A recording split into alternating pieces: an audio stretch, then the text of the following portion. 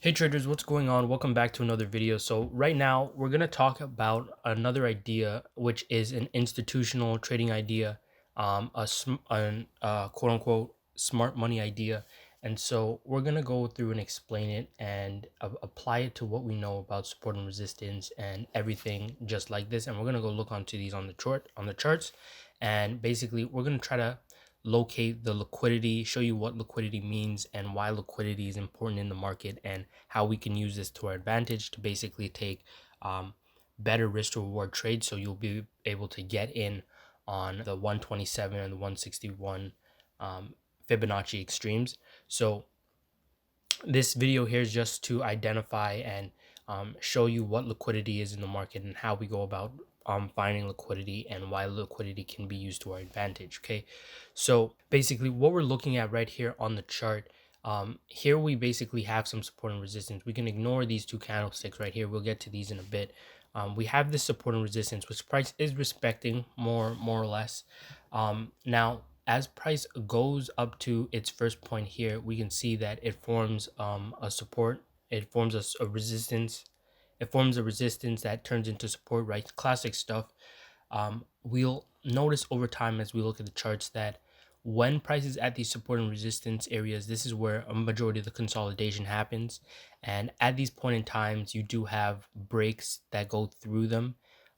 Kind of more like this situation here where we go up and it goes back down, or the situation up here at the top where yes, it does turn around and fall at the resistance area, but there was a slight breakout. And so we're explaining the idea that this is a classical way of trading. Yes, it does work because one of the main things that we're ever focusing on is getting a good risk to reward on our trades, and going with the flow of orders that is happening in the market. Now here, like I said, is just to get better risk to rewards on your trades and better entries time wise and everything like that. Because once we actually have a support or resistance that forms, there starts to build up a lot of other traders around these areas. This area is a good area for now, to basically show that. And one thing I will do is I will link the video. I'll make a link to the video where I explain this a bit in slight detail, how orders move, how the price actually goes from 1 to 2 to 3 to 4 to 5 and so on. So in a case like this where we see this support being formed, the next thing, okay, which this part I really love. This part is really valuable. I make sure you guys take notes on this one, okay? Okay, so what we are looking at is how price moves, and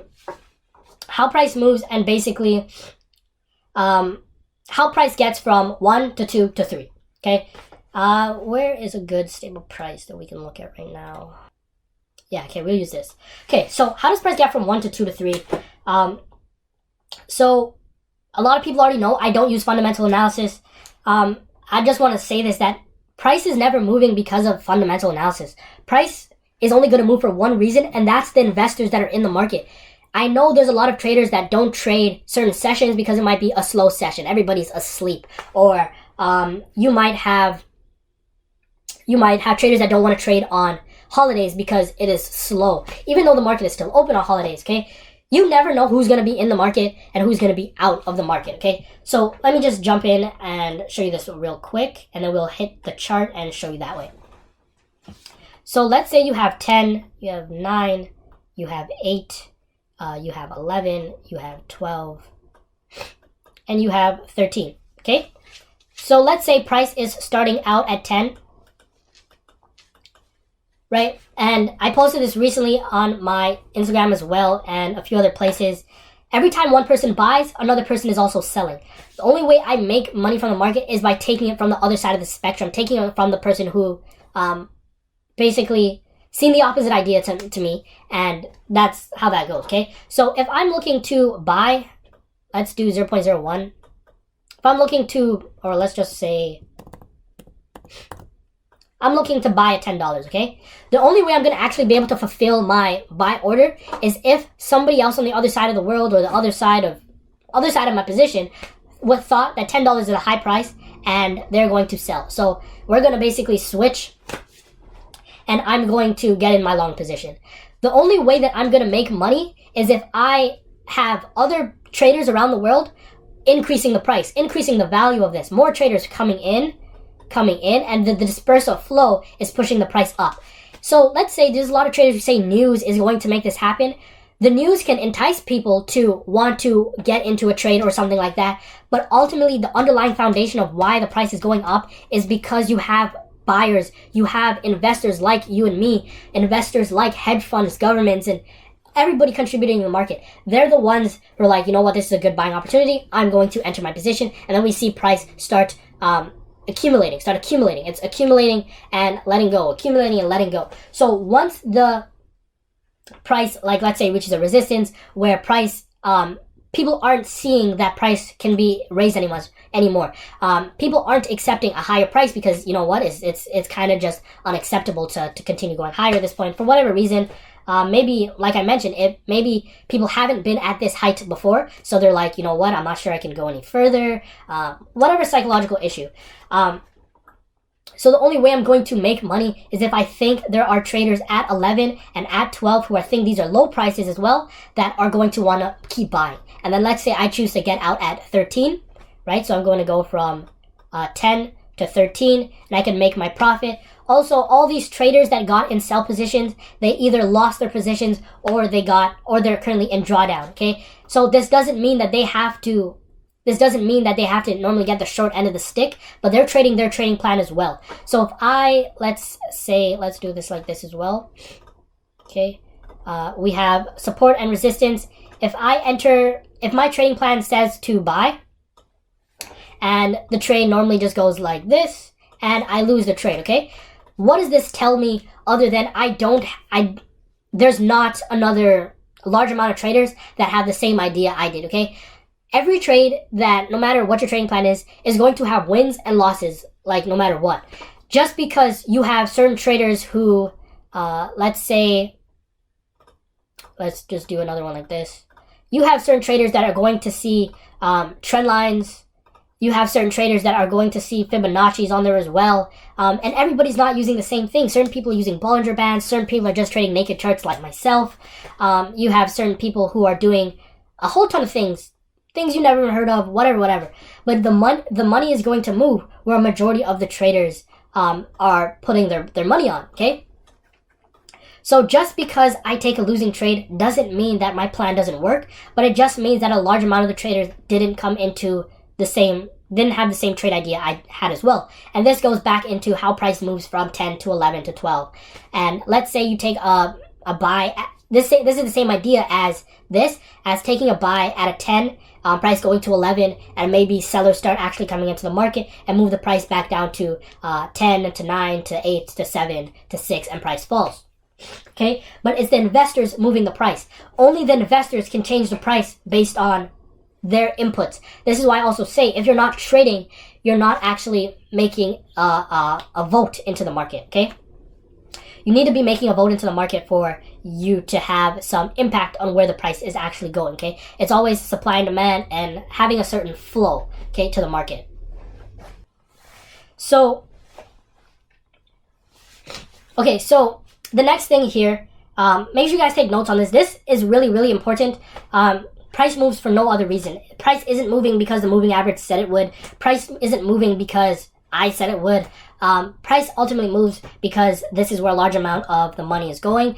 This is how the people of the country, how the investors around the world are reacting to, whether it's fundamental information, whether that's just technical information. The market is moving based on the investors, okay? So we have about 30 minutes. It's showing us how they are feeling, where they're placing their money. So we're going to work with that. Now, the next point just deals with buyers and sellers. So I hope I can explain this in a very, very simple way, because when this was explained to me by industrial traders, like I really found this information to be very, very valuable. So understand this. If you want to buy an iPhone, now let's say an iPhone costs $1,000. For me to want to buy that iPhone for $1,000, first, I must be willing to pay for it, correct? Secondly, there must be someone else willing to sell me an iPhone for $1,000, right? Obviously, someone has to be willing to sell me for $1,000 if I'm willing to pay $1,000 for it. Now, the same goes for the price of iPhones being at $2,000. If people are willing to pay $2,000 for an iPhone, it's because you have people who are willing to sell the iPhone for $2,000. Okay, so I'm going to show you on the charts real quick. I'm going to draw it up and try to explain this. Okay, let's say you have 10, you have 11, and you have 12, and you have 9, and you have 8. Okay, now also if you go to the book list, if you go to the book list category, you'll be able to see some of the books where some of the books go through and explain this maybe a lot better than I will. But let me just go and do this. So let's say you go ahead and you buy at 10. You buy at 10. Okay? Now, you're only going to make a profit if the price gets to 11, right? That's the only way you're going to make a profit, if the price gets to 11. So if you haven't been introduced to this like prior anywhere else, like I said about the iPhone, there's always a buyer and a seller. For me to buy 100 contracts, someone has to be willing to sell me 100 contracts, okay? So buying at 11, same idea. I bought, let's say, one lot. I bought one lot at $10, right? So someone sold this to me. Forget who it is, it doesn't matter. They're probably some other trader on the other side of the world. But pretty much what this says is that the other trader on the other side of the world thought that this is a high price and the price would fall. There's a very famous quote that goes along the lines of, the market is weird. One man buys, one man sells, and they both think they're smart. So that's the same thing I'm saying here, okay? So someone sold this to me at $10. I bought one lot, and the opposite person thought the price would go down.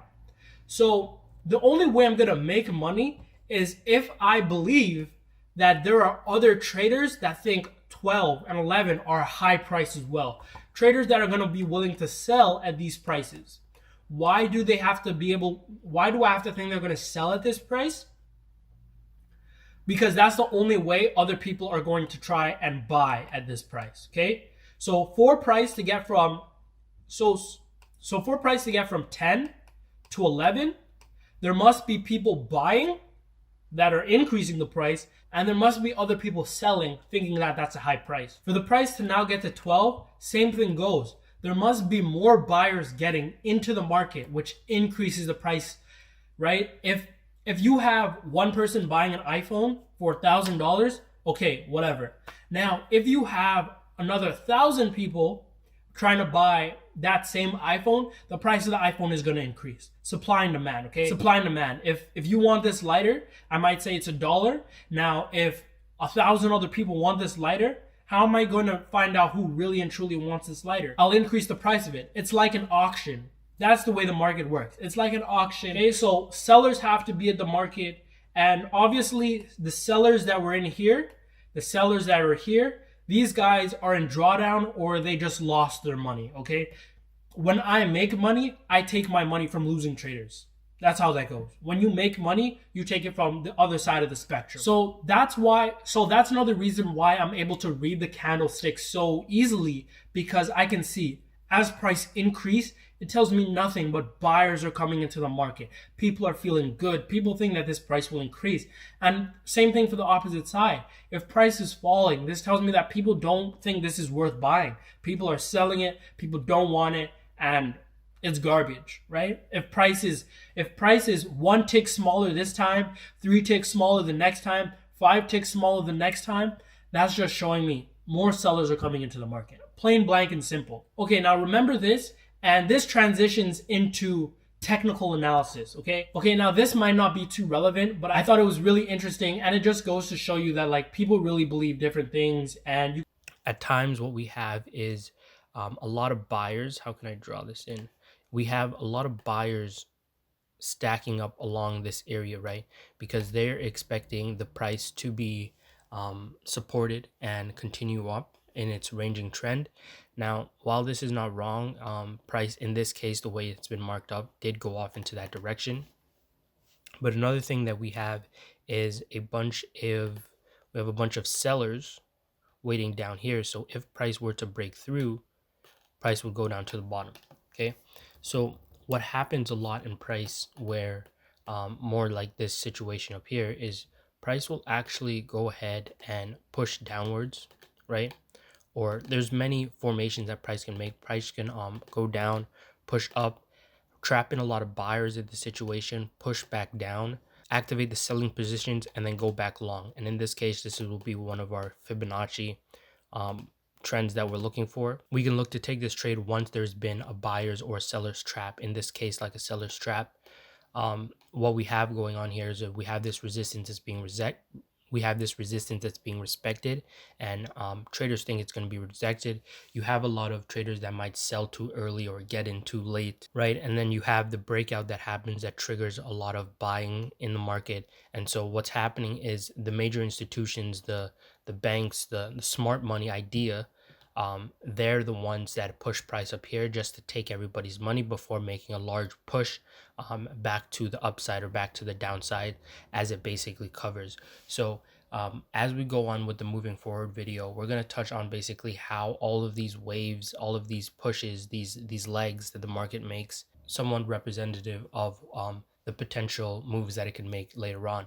And it's just to understand that we have these liquidity zones at every area of support and resistance. Once we get them defined just like this, we get a large amount of buying order sitting at the supports and a lot of selling orders sitting just below. So what we were explaining before with explaining how the prices moves from 1 to 2 to 3, this is the case here where the major institutions and some retail traders as well, because this is mainly as long as you can do well trend following, you would have no problem with any of this. But this is to catch it as it's leaving its consolidation phase and to take it onward. So when you have a lot of traders that see this this support and resistance, you get the orders stacking up. And the same thing will go for if there was, maybe I can draw, let's say there's a trend line right here. You get a lot of buying orders stacked below. So what you have at a lot of times is price just goes through, gets all these sellers involved in their positions. It can go right back up here, trigger these buys, make these sellers lose, come back down, and continue off into profit. Okay, so we're going to be using these support and resistance zones to understand that we can go down to lower time frames and be able to get a Fibonacci or a Fibonacci 127, one of those Fibonacci extreme zones to take our trade going back into the trending direction. Okay, now here to explain what we have going on the left with the two candlesticks, basically we see that we have this resistance zone, right? Price broke above and broke back below. Now we know from our classic trading that at this point in time we can take an entry. The stop loss has to fit a few criteria on the other side of the zone, right? And at the candlestick high that triggered this whole entry, right? We would never be taking a sell on this candlestick, this green candlestick, because it broke on the other side. Only taking the trade if we're getting a good risk reward. If you can't get a good risk reward, we can just place the entry at a place where it would be a good risk reward. TP and SL would stay the same. But in this case here, we're going to be looking at these zones from the lower time frames and looking how to get in and where we can place our stop losses and everything like that, right? So this is the understanding, the whole idea behind a lot of orders being right there at the top, triggering, they're losing their money. It's basically the smart money is setting up a lot of the buyers, a lot of the sellers to lose their positions. It's basically a marketplace where they take the advantage of the people to set them up, saying there's a lot of opportunities coming up in this area, and they end up still losing their money. Because you got to remember that a lot of traders, when they're trading, they're not really wrong on the direction, but sometimes they'll get out too early. Like there's a whole list of other problems that's not based on trend direction. Usually a lot of people's analysis is good, but it's their conviction to it, or their emotional discipline, or their risk management is very poor. So because risk management and trend direction are just not the same thing. So there's many different factors that a person trips up on. But even if you were to take trades like this, and I explained this in other videos where I had the account where I was trading 0.01 for every $1,000 in the account. We were taking multiple trades, but on that one, I can keep the stop losses very wide. So in cases like this, I'm already prepared for situations like this for price to consolidate around support and resistance areas, and we know that's what it does. 70% of the time, prices consolidating at these support and resistance areas before taking its spurts off and down. And this is when smart money is transferring its funds. Always transferring its funds from one another and taking the majority's money to do this. So what we're basically talking about is order flow. Here we just have a bunch of orders that are in the market. The market looks to take these orders and then push price, and we have a bunch of orders right down here as well. Right, so with everybody getting triggered in here, only the smart money, the people who release the funds, right up here at the top to actually sell and not buy like the majority that's seeing the breakout. Okay, so let's go down to actually look at some charts and see what's going on. We're on the 4 hour here. So this is not a bad time frame. These are present on all time frames because you do have a wide range of traders. Now we do go from the higher time frames to the lower time frames as always, just to get a more trending direction, a more momentum based direction for all of the moves and all of the minor moves for the entries as well. Let's go down to another pair. So the market is always making these liquidity zones. When we have a this one is a clear resistance, right? What we'll have is a large amount of buyers stacked up right around here and a large amount of sellers right around here. So what price will do is set up a bull trap, right? From coming into contact with the mid zone as well. We'll touch more into the mid zone in the next video, the moving forward. But we have a mid zone just around here where we showed that this is the base, this is the most densest place of price, and we know that an entry can come out of the 50%, around the 50% range. Starting around the 50% range, we expect a bull trap to occur. In this case, because it's an uptrend, and here is the bull trap, followed by the liquidity grab, right? As price just goes through. Let's see what traditional support and resistances we have in the area. And we have a little support and resistance rejected here. We have some movements rejected at these point in times, and we also have this one where we get the 127 the 127 and support confluence, right? So where we have a lot of orders in this area, and in this area too, price came down to extreme point before popping up. If I just mark up a chart, which I'll probably go to daily, just mark up a chart, and we'll see that price exceeds a lot of these areas more times over. Okay, so here we have another place where we could draw the support. Once price actually comes into this area, forms the buy trap.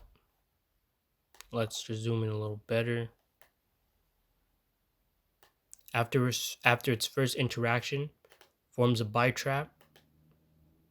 We use our Fibonacci at this point in time, and we're looking to get in after the 127. Let me make this a little cleaner. After the 127, in this case here, because the 127 and the end of this zone are exactly matched, and we're trying to get it in the liquidity zone.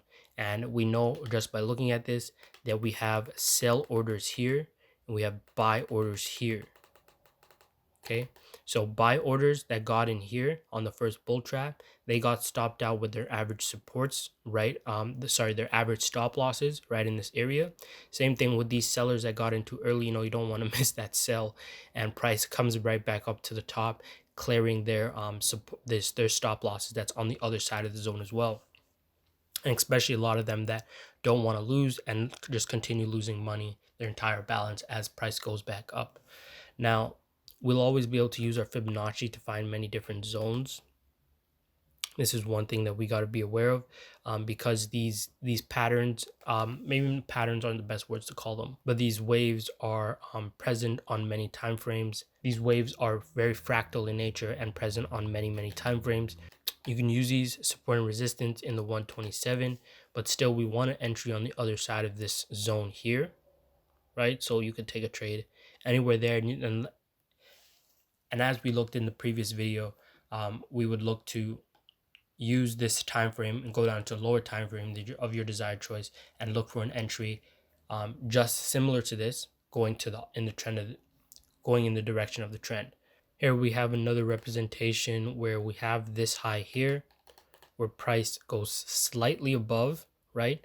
Triggering a lot of, you got to understand that where price goes is very important. We talked about the momentum of price and basically the buying and the selling power that's being represented in the candles as price moves, and price always just being where it needs to be at every point in time. Now price popped up to the top, activating a lot of sellers that probably got in this area and this area as well, triggering a nice entry down to the 127 on its previous swing. And we know the 127 is where we're looking at. So let me just go back, see if we can see any other liquidity zones. Here I see some with this. We get a classic resistance that's forms here. Price pops above, pops back in, and it basically grabbed all the buyers and the sellers around this area. It's collecting orders before pushing off. Now let's go to the daily. Maybe we can go to another time frame, is another pair. So let's start at the top here where we have this resistance. Price pops above, making a liquidity grab. And once we have our interaction, we expect a seller's trap, right? From the seller's trap, from the low to the high, from the high to the low, going at the 127 to go in the trend direction. Okay, and you'll get a better grab on this if you go down to the 1 hour, you go down to the 4 hour like we were just on. Same thing here. We have another liquidity grab in this area. We have the resistance, price pops above.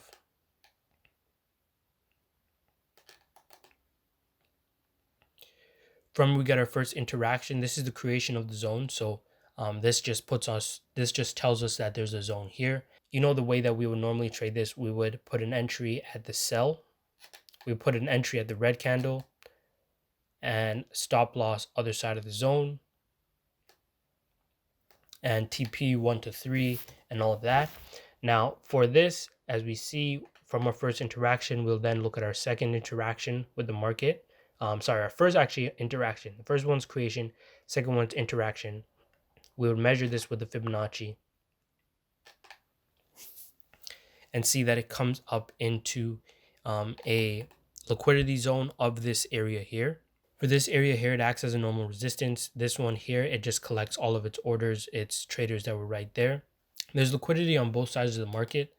As price vibrates and pumps up and down, it has that rubber band effect.